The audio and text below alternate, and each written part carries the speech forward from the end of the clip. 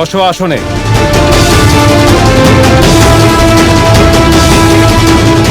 শাম্বু, তুমি তো বলেছিলে ওরা দুই ভাই, তাহলে এ কে? এই হলো ডিম্বক। আর হংস? হংস এখানে নেই? না, এখানে তো নেই। তাহলে এখানে শুধু ডিম্বক আছে। কৃষ্ণ বিশেষ করে হংসের থেকে দূরে থাকতে বলেছিল। সিঁদুর পরাও, তাড়াতাড়ি করো নয়তো। দাঁড়াও,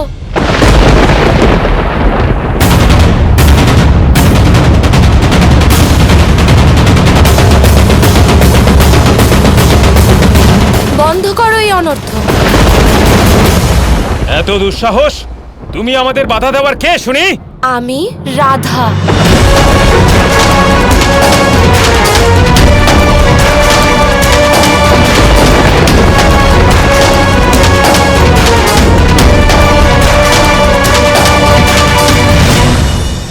রাধা?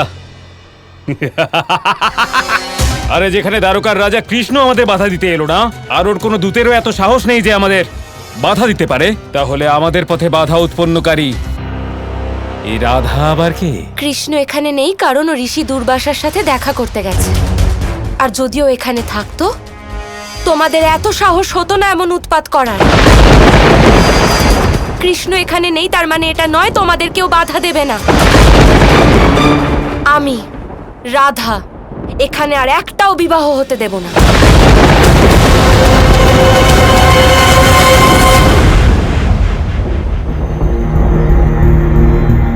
কানাই,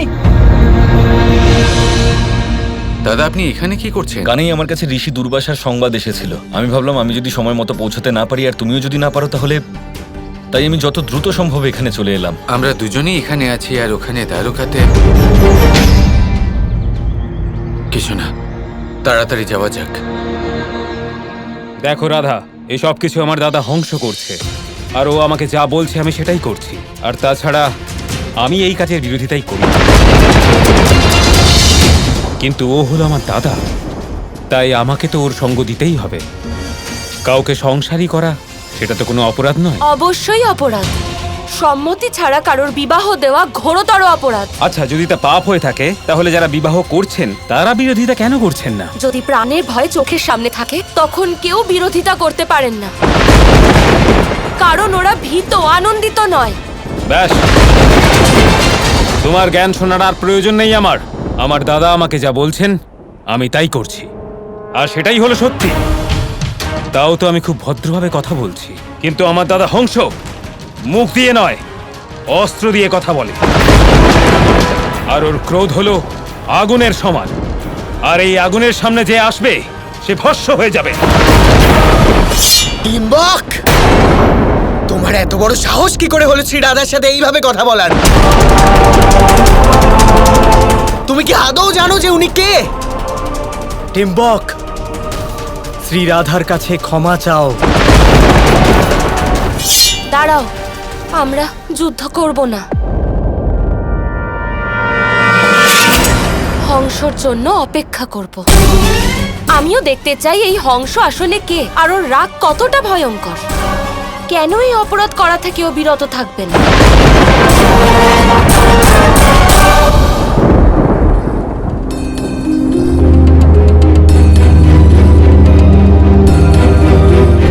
মহর্ষিকে সাদর প্রণাম।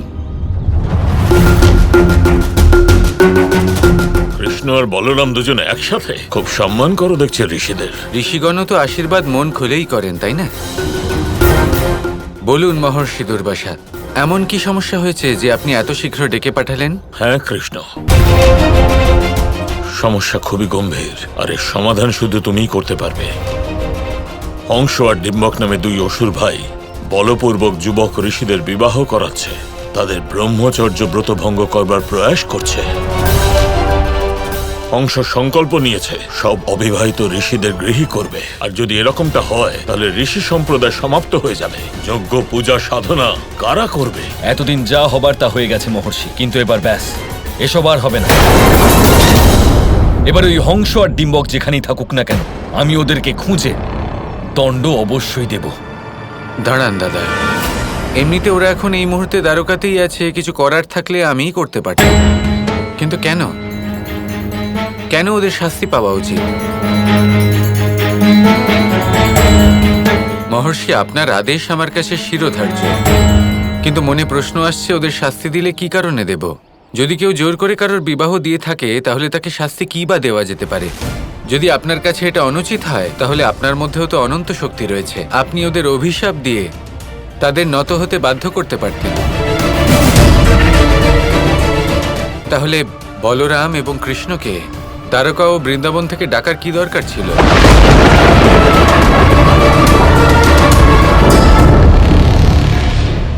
এটা কি করলে কানাই? এই দেখো, এবার উনি কমণ্ডলু হাতে নেবেন আর অভিশাপ দিয়ে দেবেন।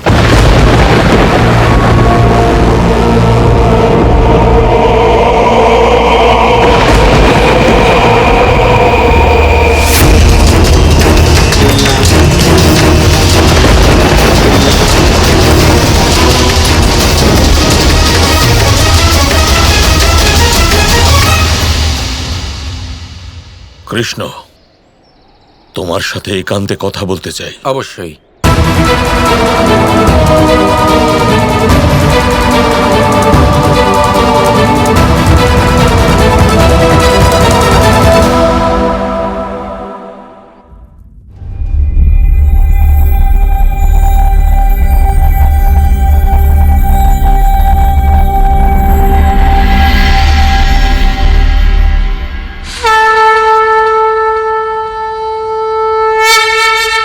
আমার মনের কথা বুঝেছেন কৃষ্ণ?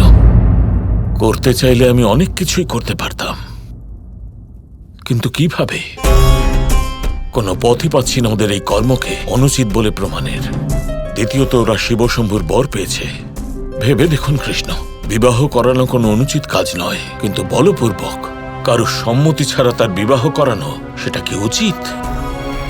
ওদের সাথে কথা বলতে গেলে ওরা বলল, মহাদেবের থেকে বড় যোগী আর কে আছে? যদি তিনি বিবাহিত হন তাহলে অন্যদের বিবাহ অনুচিত কিভাবে হয়?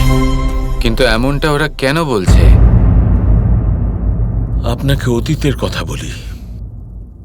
এই সবকিছুর মূলে আছেন মহাদেব নিজেই।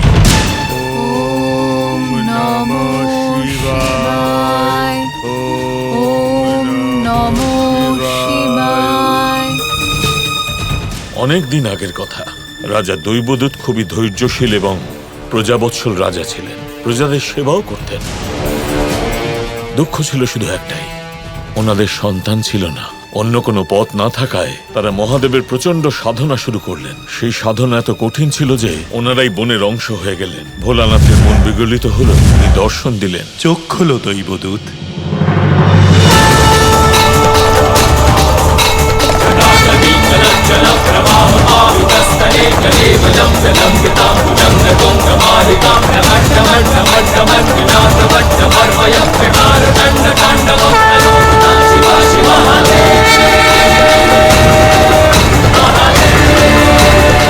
বলো, কি তোমার চাহিদা?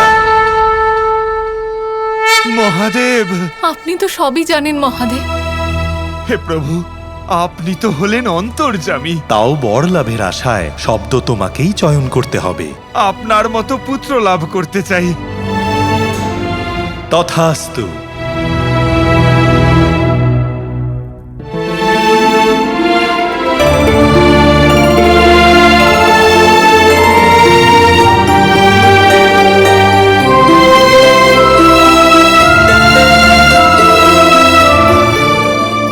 দেখো, আমাদের পুত্ররাও মহাদেবের মতনই শক্তিশালী হবে। ওরা এতটাই শক্তিশালী হবে যে ওদের পরাস্ত করা অত্যন্ত কঠিন হবে। এই দুই সন্তান অত্যন্ত পরাক্রমী হবে।